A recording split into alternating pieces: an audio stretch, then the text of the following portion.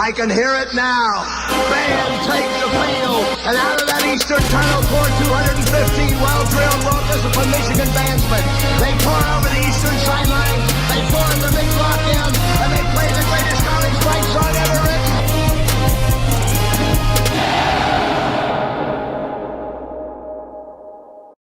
I wanted to do a history lesson today. Is that cool? A history lesson. Okay. I think you paid attention better in school than I did. So I'm going to let you be the professor. And if I start checking out or throwing spitballs or anything like that, that's fine. But yeah, let's give it a shot. You know, your sister and I were the best students in our class. So just saying. Yeah. All right. So here's what I want to do. I want to go back to like back in the day, like when they were first naming these positions, right? So like people wonder, like, why do you call a quarterback, halfback, a halfback, whatnot, right? It was from this era, and this was the setup. This is the defense on the bottom here, is the offense on the top, and the quarterback was a quarter of the way in, halfbacks were halfway, fullback was all the way back. The guards protected the center. The tackles actually were doing most of the tackling. The ends were on the edges.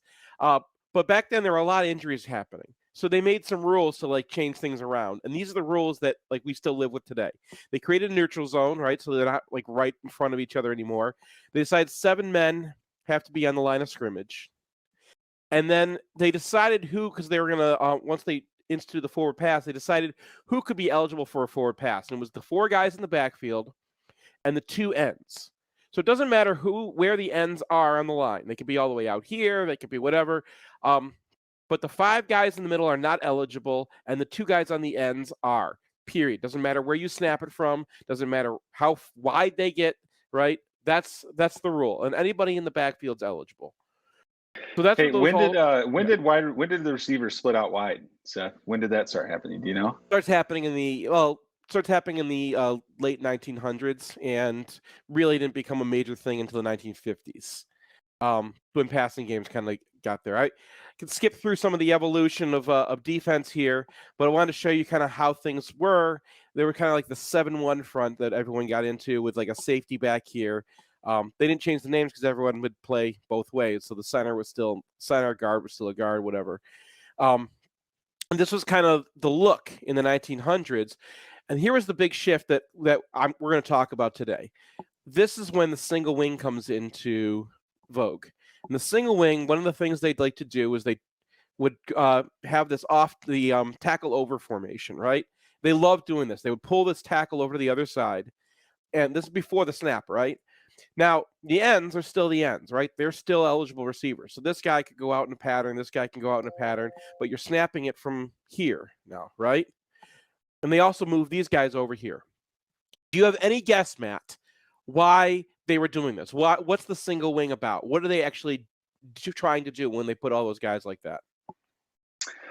Trying to get it unbalanced and get some mismatches on that side would be my guess, but I don't know. You tell me. Yeah. I just like knocking people over. Yeah, no, yeah, dude. That's basically it. And they're just overloading this side, right?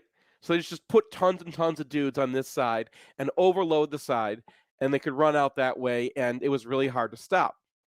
So 1904, the best player in college football is Michigan center Jeremy Schultz. This guy's like 6'4" when everybody else is like 5'11", right? And he's a brilliant player, not the most brilliant student. In fact, I think he had to sit out 1 year for academic ineligibility. But a brilliant football player, like invented the spiral snap. Yeah, and he looks pretty smart. Yeah, he was a titan. Like there was just no way to stop this guy. And the problem was the single wing was kind of getting around him because like he could beat this guy off the block every single time. Sorry, we don't have a lot of video. There's literally one video that exists of Jeremy Schultz because when they played Chicago in 1904, Thomas Edison came out and videoed it, but it's so useless I can't even show it to you. But here's what was really happening. He's beating this guy, and it didn't matter because they were overloading this side and running out this side. So Schultz, it's his idea. He says, look, I'm going to pull myself off the line of scrimmage. He starts doing this in practice at a Michigan practice, right? Fielding Yost is like, what the heck are you doing? You can't get back on the line. He's like, no, trust me. The guards are big dudes. They can handle it. They can handle a double team, okay? And if I'm back here, then they're having a hard time getting to me, and I can go whatever direction the play goes, right? I can shoot a gap if I need to. If they run through here, I can get there fast enough that it's not going to matter. If they run to either side, now I have the freedom to get around. This is the first linebacker. So the center back of the day is actually what a linebacker is, the middle linebacker today. When they say that like Gerald Ford was a center, he was a middle linebacker. That's what that position is. And Germany Schultz invented it to deal with this problem. The fact that these guys were getting overloaded. The idea is, hey, you protect me and I'm going to get to the ball, right? So when they run, now he can match up, he can get to the gap, and we're back in business. Well, he could see over the top too, given the Yeah. fact that he's 6 inches taller than all those guys up there. So had a nice advantage to diagnose plays. That helped too. The thing is, you see this setup and how this kind of end up. What happened is, and this is kind of the next evolution of football in the 20s and 30s, is this guy back here is like, well, I'm not blocking anybody. Why don't I just pull around and block that guy? So this is kind of like the next evolution, was like all the pulling and power and stuff like that, and we're back to being even again. And then it becomes, who can get there first. So that is history of how this style of football started being played. Let's go forward to 2022 Michigan versus Nebraska, two teams that Fielding Yost coached at one point. Well, and Seth, just to pause real quick before we go into that, I mean, you really see this is where football becomes chess instead of checkers. You start to see that this is now 11 people kind of coordinated on each side of the ball, trying to go 11 versus just beating the guy in front of you. And it's pretty interesting to think about.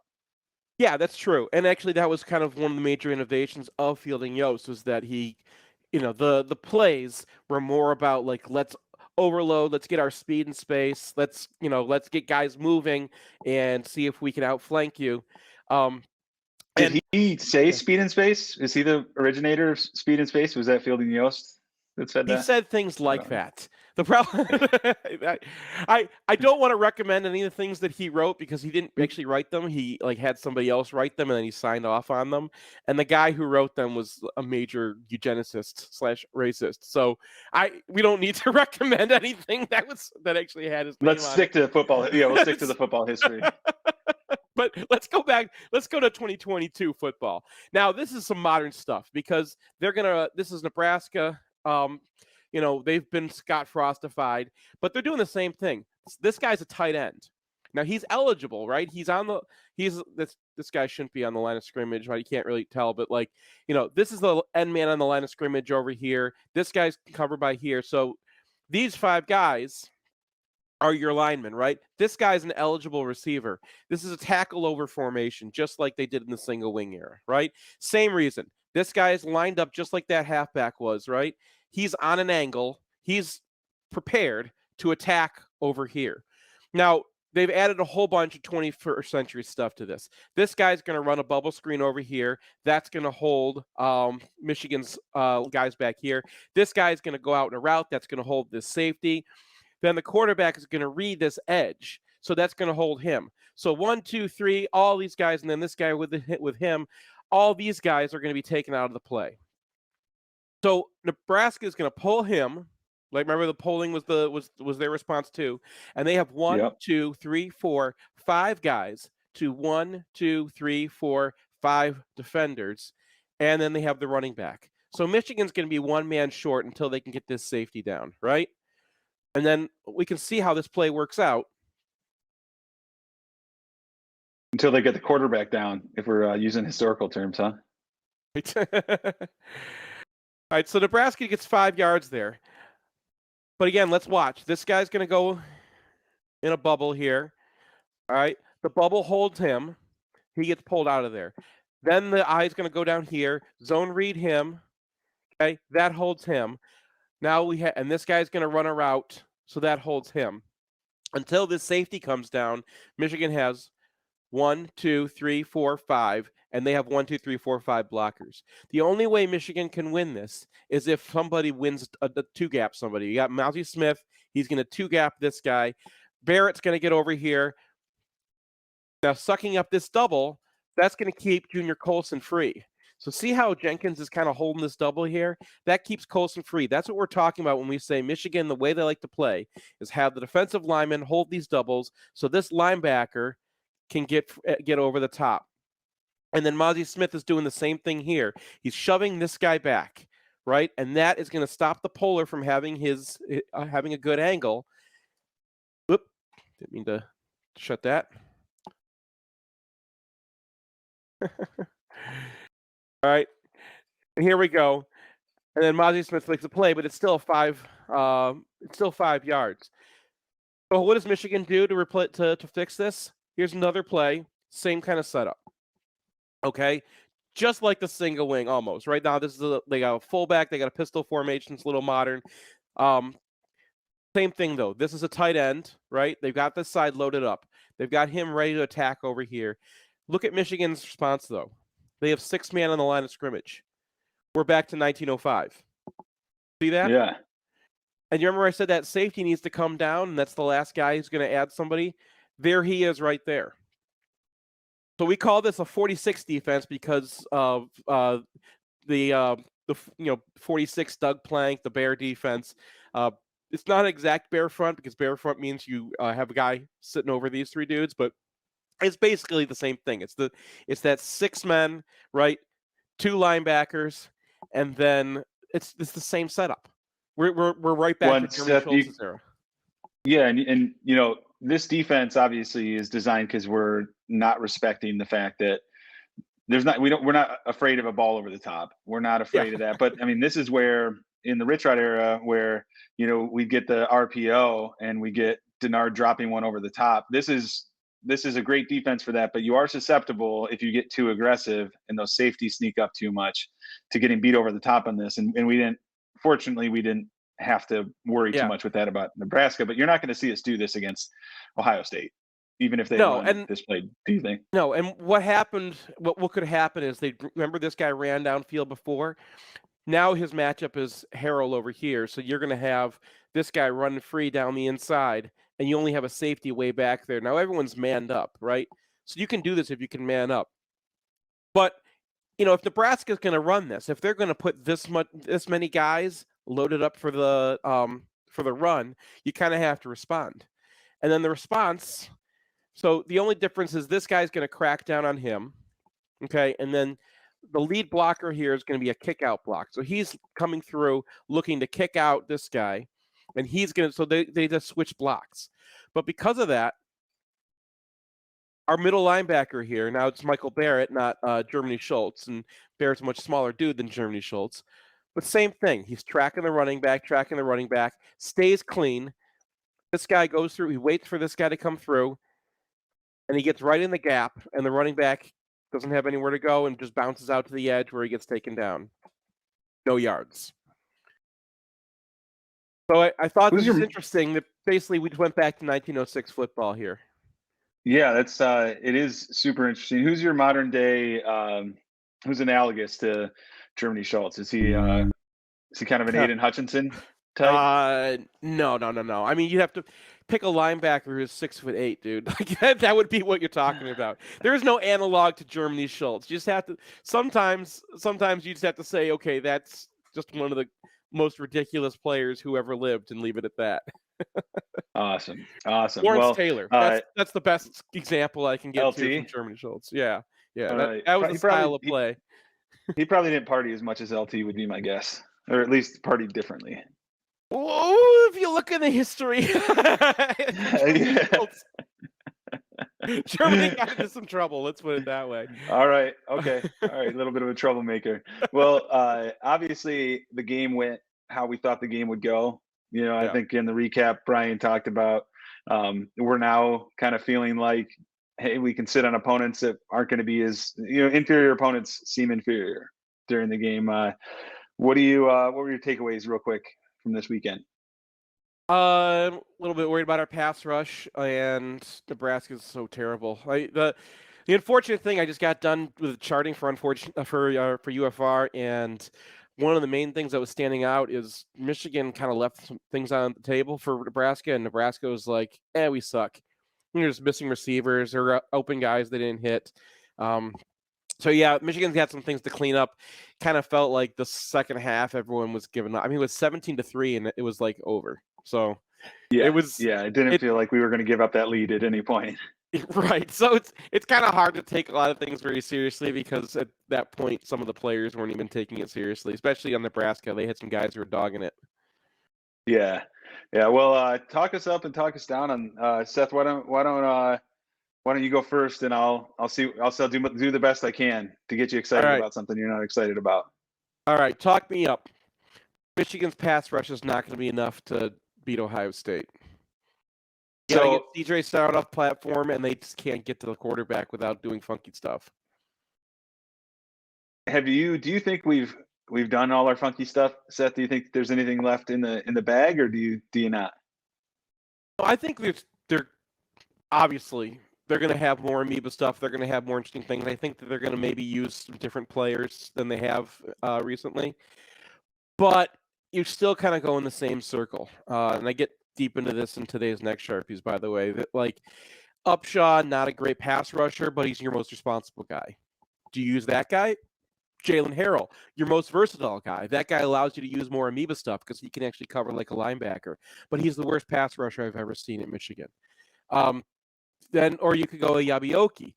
Oki is not very responsible, like messes up some of his lanes sometimes. So are you going to let CJ Stroud run on you a little bit in order to, get a upgrade in pass rushing?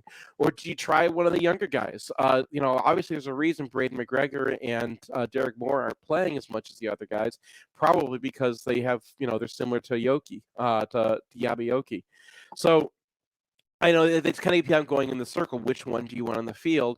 Because either way, apparently you're going to have a weakness on the field. Well, and I think what we need to do for the pass rush is to exploit Ohio State's guards. I think that their guards are their weakest part of their offensive line, and I think we're going to have to see some pressure up the middle from somebody like Mason Graham, who I thought was exceptional on some plays this week, and who is really getting off the ball. And then, I mean, talk about like strong in tight space. I saw there's a play where he just completely discarded an offensive guard with like a quick shove and got back to the quarterback laterally. And to have a guy that, I think it's part of he reminds me of a bigger, the wrestler from Catholic Central. Why am I blanking?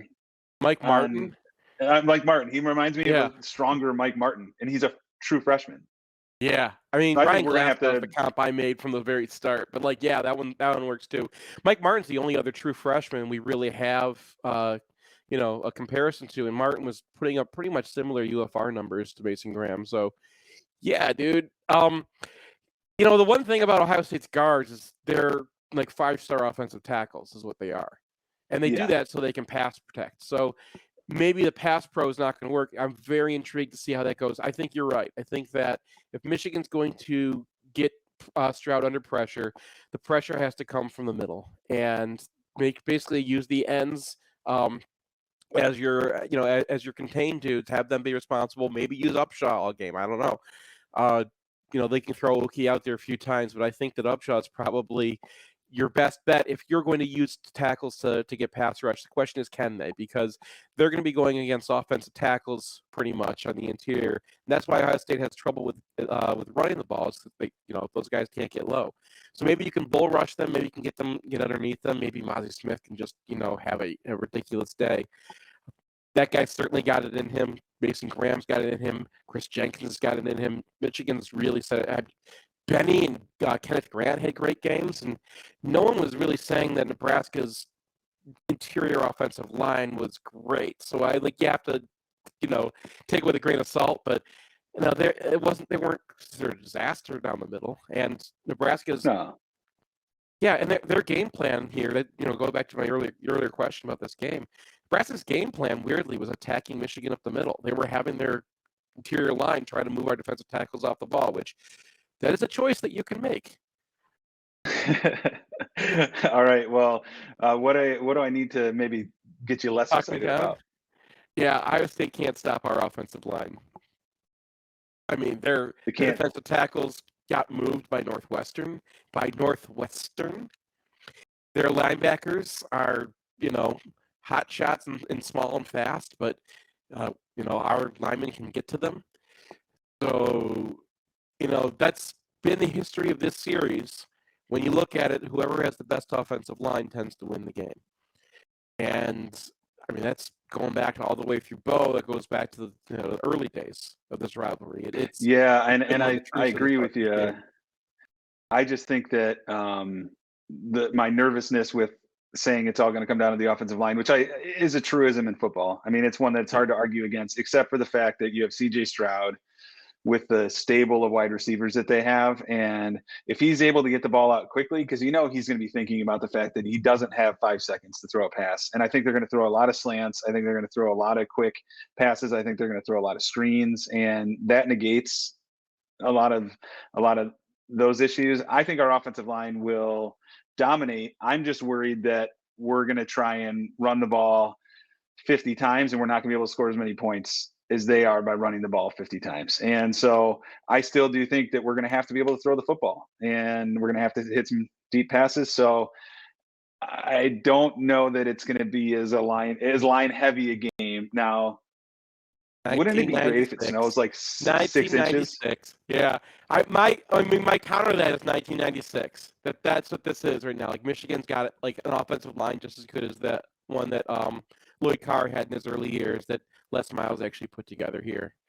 And I think that offensive line is going to be great. I think that, just like 96, the Buckeyes came in with a Heisman candidate on offense, and they thought he was going to be able to move the ball. And maybe this is a new challenge. I don't think that Ohio State's played a secondary with the talent that Michigan has, and Will Johnson's really coming around. So I'm just saying it, man. You're supposed to talk me down, and you failed. You failed. I failed. So talk me up a little bit. I just feel like at some point we're going to have a trap. And, we were at that Iowa game in 2016 together. Does this feel like a trap to you? Does it feel like we look past Illinois? Because I just still have that, like, I can't get past my we're going to poop down our own leg feeling the way I have every year at this point, that we're going to, at least since we've gotten decent again. Illinois lost to Michigan State. Michigan State. Do you know how bad at football Michigan State is? The first time they hit somebody was in the freaking tunnel after the game. That's how bad Michigan State is. Okay, they have the softest team in the Big Ten, and Illinois lost to those freaking yahoos. Okay, that embarrassment of a barely Big Ten team, and they lost to them. I can't respect Illinois. I think that anymore. The Illinois, I was joking around that, like, oh man, Illinois, I want them to win against Purdue because then they have the Big Ten West locked up and they're not worried about it. Their path to the Big Ten West championship is like next to impossible now. They need some major upsets. They need, like, Nebraska. You saw Nebraska, and Northwestern. You've seen Northwestern to pull out big upsets, and they, Michigan's too good for them. And the Illinois, their whole thing is running the ball, and Michigan's great run defense. So, like, what are they going to do when Big Pal can't move guys anymore? What are they going to do when, Michigan's faced Chase Brown before? Nobody remembers this, but he came in here with Western Michigan in 2018. He was that running back who ran for 30 yards at the end of the game and, like, made it and, like, ruined our shutouts at the end of that Western Michigan game way back when. That was Chase Brown. But they're really banged up too. So I know injuries are the reason to be concerned for Michigan right now. They just got to get healthy, and Michigan's got as many injuries as any team in the country. But Illinois has got some pretty bad ones, and they all came out of last week too. So it's not like these guys are just they're going to suddenly come back. I don't know, man. I think night game in Iowa against a very good Iowa team is, well, against a decent Iowa team is very different than, at noon at the Big House. It's going to be a game, man. It's just going to be. I agree. I'm just trying to find something to be negative about right now. So all right. Talk me down a little bit. And it's funny because I actually had the same thing jotted down, but I think the Ohio State game is going to be a battle of the trenches, and I think we're going to win the trenches. So tell me why I'm wrong. No. All right. So I have to undo my own after you failed. All right. Yeah. Ohio State's offensive line is made out of 5-star offensive tackles. They're going to pass protect, and you can dent the line with your defensive line with your defensive tackles, but you really need edges in order to get that pressure. Michigan throws Jalen Harrell out there, he's just going to get demolished by those dudes in pass rush. And if they try to start doing their amoeba stuff, nobody scouted this better than Ohio State. CJ Stroud is going to have time back there. He's going to have a lot of receivers out there. Michigan has struggled in the secondary with lobs, right? Like when they put up contested balls, we've had some guys just get physically abused. Turner's had problems with that all season. Jamon Green has had issues throughout his career when the ball is coming down. Now, like, eventually they just have to say, like, these guys just don't have that great of ball skills for whatever reason. Will Johnson, he's kind of shown some pretty good ball skills, but he's a true freshman. You can't leave that guy out there for everything, especially if you're running complicated things. Even Samerstill's gotten beat over the top. And that's what Ohio State does. Their receivers go out there and make plays. Marvin Harrison Jr. is an amazing receiver. And they've been saving Jackson Smith-Njigba this whole game, right? This whole time, just for this game. So, man, like, credit where due. They're going to, even if you're winning in the trenches, they can keep Stroud clean enough to throw the ball, and that's kind of what Ohio State does. On the other side, they are going to throw a lot of 5-stars at us, including that guy, JT Tuamalo. I can't get it right. You're doing your best. Tried. I heard his name 100 times in the recruiting process, but I mean, there's a reason that guy was the most expensive recruit in the history of recruiting. That guy, like, is legit, and they're saving it for this. They've got 5-stars all over the place.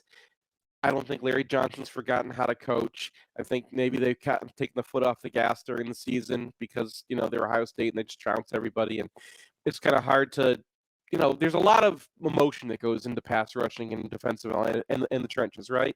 And it's hard to get that much emotion when you're beating Maryland 42-7 or whatever the score is in a typical Ohio State game. So they've been in so many blowouts, it's really kind of hard to gauge what they're going to be like when they are highly motivated to defeat the forces of good for forever and stuff. Because if they lose this game, man, I think that gives Ryan Day a losing career against Michigan. That's a loss at home. That's 2 in a row. That means, like, since the beginning of the pandemic, they have not beaten Michigan.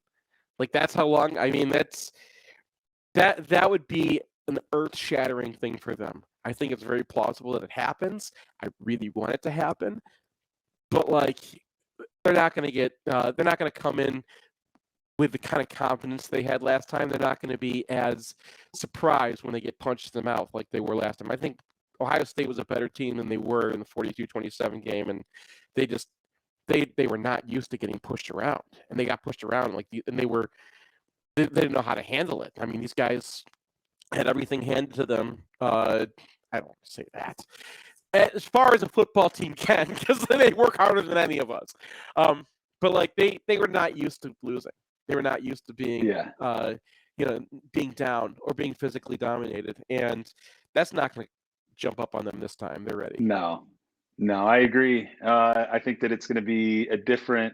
Last year you saw a lot of hands on hips, hands on knees, guys tired, and I think that the coaches, I'm sure, saw that from Ohio State, saw that they were just physically getting worn down by us. I can't imagine it being the same thing. So I think we're pretty excited about the week after this. I think we kind of talked a little longer. So real quick, what do you think on the score this weekend? I'll give you mine first, and I think I'm going to go with my normal 52-10.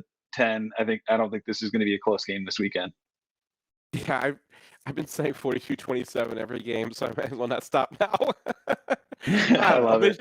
I mean, Illinois's got a really good, interesting defense. They're an attacking defense. They're going to blitz you like crazy. So I think that's going to be it's gonna be more kind of like the Rutgers defense than anything else we face, just with a lot more talent, or not more talent, a lot better blitzes, a lot guys who are more locked in. It's going to be a test, man. Michigan's going to have to win some one-on-one battles. I think one of those one-on-one battles is going to be Corum versus, linebackers in space, and that's going to be what decides it. So, 30-10 sounds right. All right. Well, let's hope we're right. Let's hope 11-0 going into the toilet bowl down there in Columbus. And Seth, I hope you have a good weekend, man. Let's go Blue. And hopefully next week we're both able to get some sleep and control our anxiety. Yeah. All right, man. I'll see you soon. All right, bye. Later.